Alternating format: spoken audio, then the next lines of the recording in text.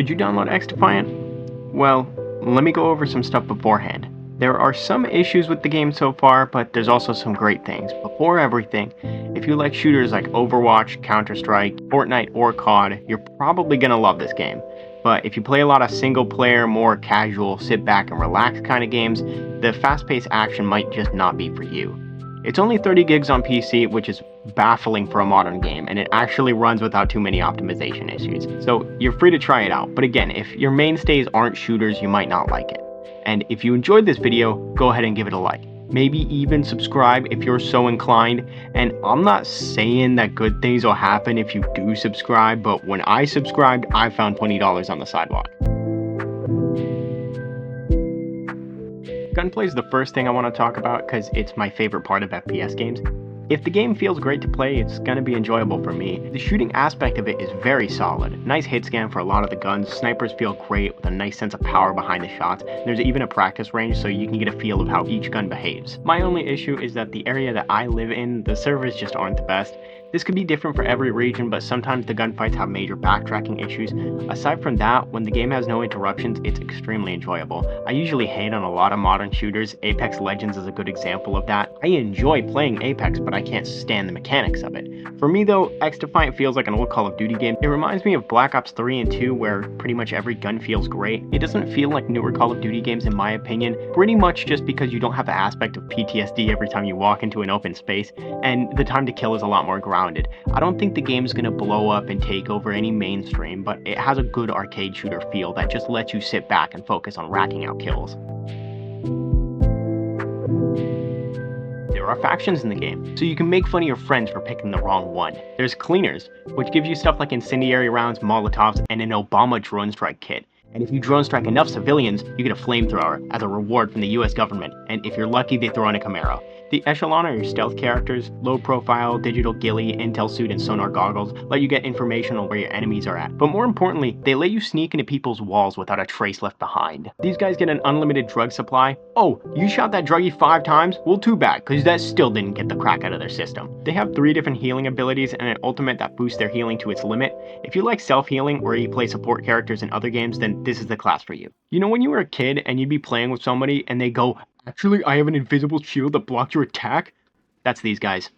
One-way shields that let the enemy shoot you, but you won't even touch them. These are great in certain modes like Escort, but they can certainly be annoying if they're on the opposite team. Some characters have abilities that go over these shields, so if you know what to play, then it's no issue. Best way to put this faction is some people are going to love these shields, and some people are going to hate these shields. Last is DeadSec. You can seal abilities, stun your enemies, duplicate items, probably steal an enemy's credit card number if you really tried. Their ultimate prevents abilities and ultimates from being used, so it's pretty much just Sombra's ult from Overwatch. So get out there and manipulate social credit scores. Who's gonna stop you? The secret police?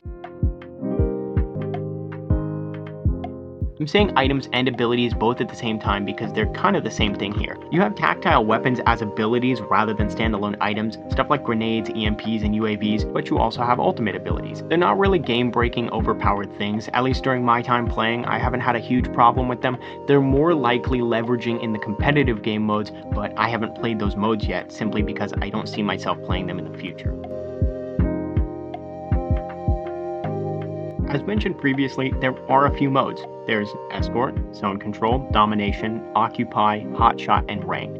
All of these are just XDefiant's counterparts to standard game modes that you'd see in COD or Overwatch.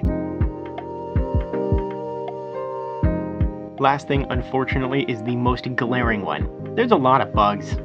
Like a lot. Sometimes you'll freeze in mid-air, or you just can't respawn, or the game won't load. I'll just play you some clips of my experience with these bugs. What is going on? What is this? What? I just froze. Dude, please. Huh? I have no gun again. What happened? Oh, I'm frozen.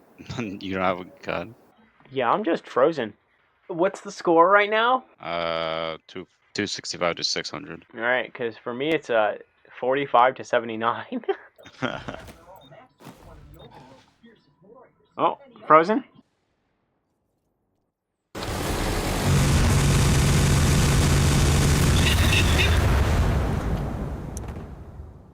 These suck.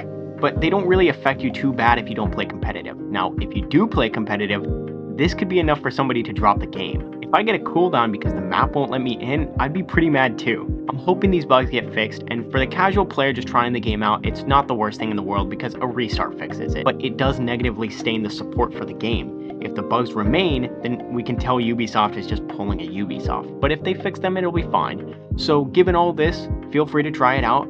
I couldn't cover everything, but if you're interested, go ahead and try the game out so you can be the best judge. See ya.